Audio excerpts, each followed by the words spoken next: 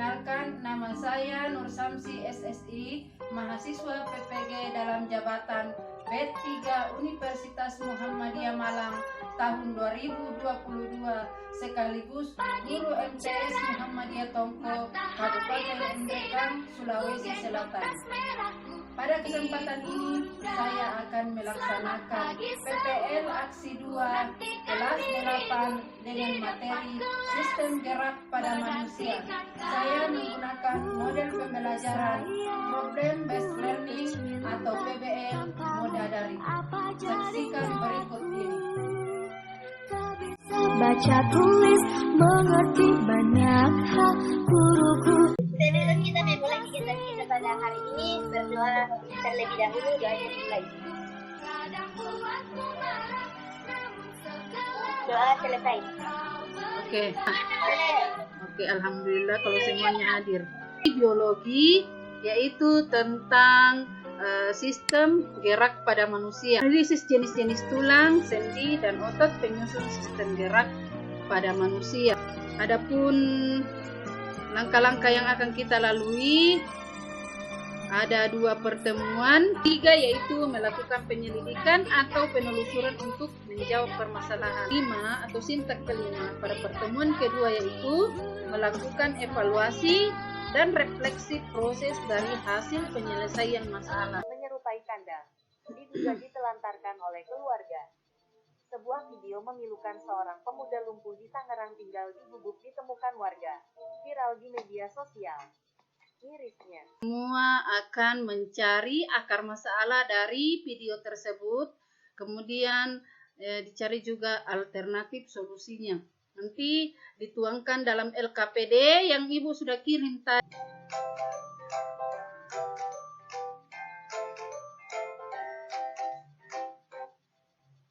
Assalamualaikum, untuk kelas 8 yaitu sistem gerak pada manusia. Ini adalah sistem gerak pada manusia. Sistem gerak pada manusia tersusun atas rangka, otot, dan juga persendian. Yang pertama akan kita bahas adalah rangka pada manusia. Rangka pada manusia itu adalah alat gerak pasif. Fungsinya untuk membentuk tubuh dan tempat melekatnya otot-otot. Rangka pada manusia tersusun atas tulang-tulang belulang. Berdasarkan bentuknya, tulang terbagi menjadi 3. Yang pertama adalah tulang pipa. Tulang pipa memiliki ciri panjang, memiliki rongga di tengahnya yang disebut dengan sumsum. Contohnya adalah tulang paha dan tulang lengan. Bentuk tulang yang kedua adalah tulang pipi. Cirinya pipi dan seperti lempeng. Contohnya adalah pada tulang-tulang tengkorak yang membentuk kepala. Bentuk yang ketiga adalah tulang pendek. Ciri-ciri tulang pendek adalah bentuknya kubus atau tidak beraturan dan pendek. Contoh adalah pada ruas-ruas penyusun tulang belakang. Selanjutnya yuk kita pelajari apa saja sih tulang-tulang yang menyusun rangka tubuh kita. Rangka tubuh kita tersusun atas tulang kepala atau biasa disebut tulang tengkorak, kemudian rangka badan yang biasa disebut aksial, dan tulang anggota gerak atau apendikular. Kita bahas adalah tulang kepala atau biasa disebut tulang tengkorak atau tulang kranium. Ternyata tulang tengkorak kita terbagi atas banyak tulang-tulang pipih yang disambungkan oleh persendian. Apa saja tulang-tulang penyusun tulang tengkorak kita? Yuk kita lihat satu persatu. Yang pertama adalah tulang dahi atau biasa disebut dengan tulang frontal. Lalu ada tulang rahang bawah yang biasa disebut mandibula. Dan ada tulang rahang atas atau maksila. Ada juga tulang oksipital yang melindungi kepala bagian bawah belakang. Lalu tulang temporal yang biasa disebut dengan tulang pelipis. Dan tulang parietal yang melindungi kepala bagian belakang bagian atas.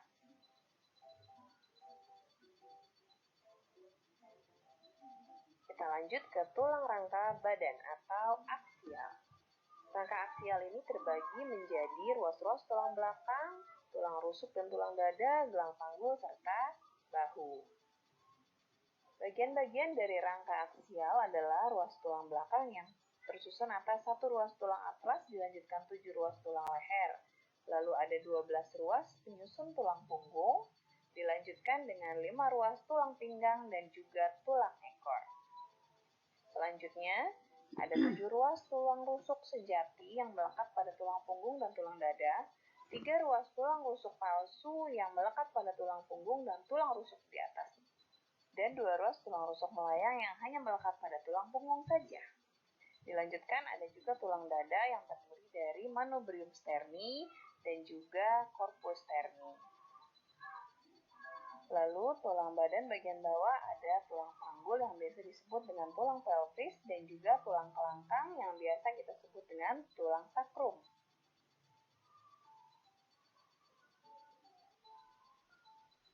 Selanjutnya kita masuk ke tulang anggota gerak atau biasa disebut dengan apendikular. Yang pertama ada tulang paha atau biasa disebut femur. Lalu ada tulang betis yang biasa disebut fibula. Dilanjutkan ada tulang kering atau tibia, dan ada pula pergelangan kaki, telapak kaki, serta ruas-ruas jari. Lalu naik ke tulang gerak bagian atas, ada tulang lengan atas yang biasa disebut humerus, dan lengan bawah yang terbagi menjadi tulang hasta dan tulang pengumpil.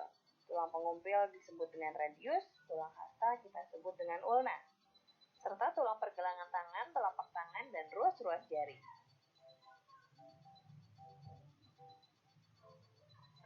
Selanjutnya kita belajar mengenai sendi atau artrosis. Sendi adalah persambungan antar tulang-tulang. Terbagi menjadi 3 macam, yaitu sendi mati, sendi kaku, dan sendi gerak. Sendi mati biasa disebut sinartrosis, sendi kaku adalah amfiartrosis, dan sendi gerak biasa disebut dengan diartrosis. Yang pertama akan kita bahas adalah sendi mati atau sinartrosis. Sendi ini adalah sendi yang tidak bisa digerakkan sama sekali. Terbagi lagi menjadi sinfibrosis dan sinchondrosis. Kemudian ada juga sendi kaku yang biasa kita sebut amfiartrosis, itu adalah sendi yang bisa digerakkan tetapi gerakannya terbatas. Selanjutnya ada sendi gerak yang biasa disebut diartrosis. Sendi ini bisa bergerak bebas, terdiri dari sendi peluru, sendi engsel, sendi putar, sendi pelana.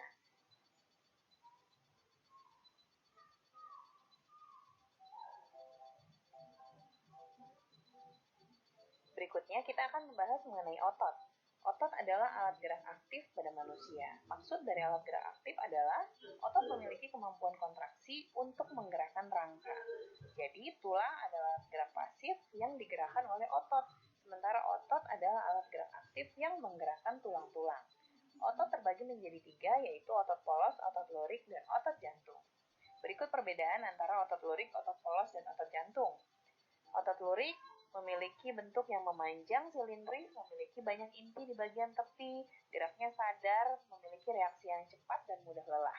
Sementara otot polos memiliki bentuk seperti gelendong dengan satu inti di tengah sel, bergerak secara tidak sadar, reaksinya lambat dan tidak mudah lelah. Otot jantung memiliki bentuk mirip dengan otot lurik, tetapi kerjanya mirip dengan otot polos, yaitu secara tidak sadar. Artinya walaupun kita tidur ataupun pingsan, dia tetap bekerja.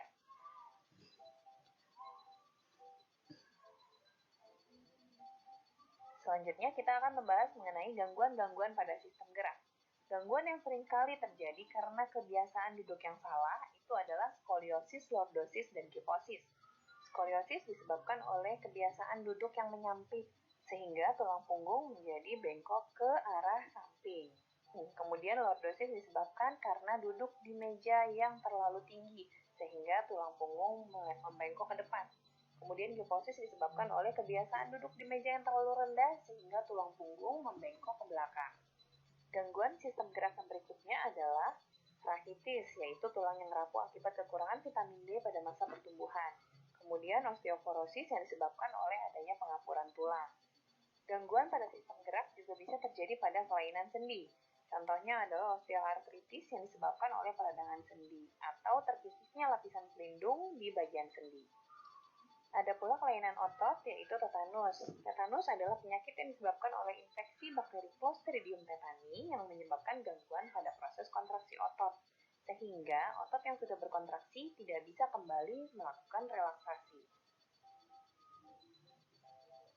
Ada juga kelainan otot atrofi, yaitu kondisi di mana jaringan otot makin mengecil lama-kelamaan tidak lagi berfungsi. Oke adik-adik, selesai sudah materi.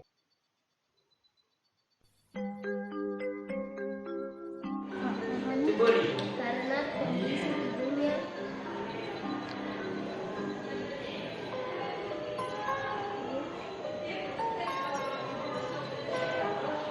yang memiliki kekurangan.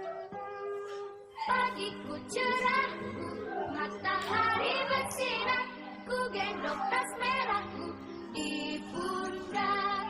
Selamat pagi semua, ku nantikan dirimu di depan kelas, menantikan kami.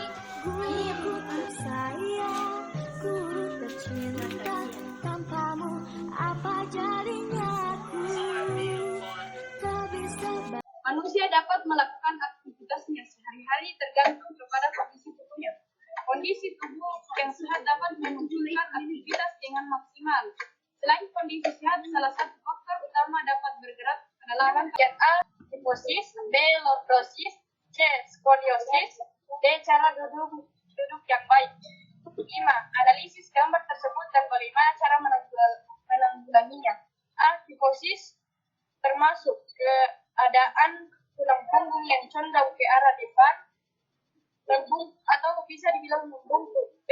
Lordosis tidak membahasakan cara duduk yang salah. Ada dalam video dan cara alternatif solusinya. Assalamualaikum warahmatullahi wabarakatuh. Berdiri tegak dan memiliki bentuk karena ada kerangka tubuh atau rangka. Setiap gerakan kita adalah hasil kerjasama rangka dan otot.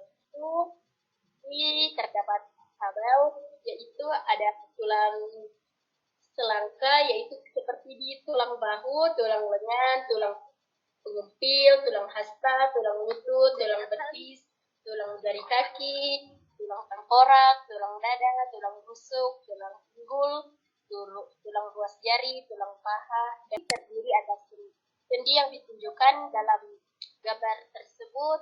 Yang pertama sendi putar, yang kedua sendi peluru, yang ketiga sendi engsel, yang keempat sendi peluru lagi, yang kelima sendi pelana, yang keenam sendi engsel, yang ketujuh sendi geser.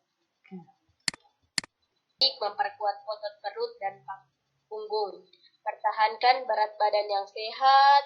1. Mengangkat bahu.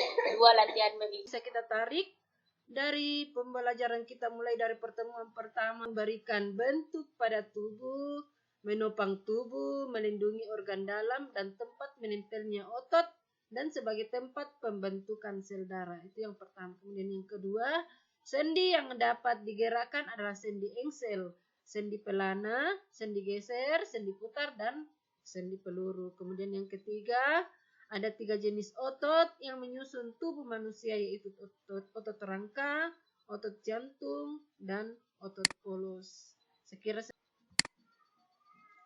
Kemudian alat gerak pada manusia, yaitu ada alat gerak aktif dan ada yang pasif. Pasif yang berupa tulang, dan yang beraktif itu adalah berupa otot. Kedua alat ini bekerja sama dalam melakukan pergerakan sehingga membentuk suatu sistem yang disebut dengan sistem gerak. Nah, untuk menjaga agar sistem gerak kita selalu sehat, kita harus berolahraga secara teratur dan terjadwal, kemudian meningkatkan kandungan kalsium yang ada pada makanan kita, kemudian bisa juga ditambah dengan meminum susu, kemudian kalau pagi hari kita bisa berjemur di bawah sinar matahari 15 menit, maksimal 15 menit.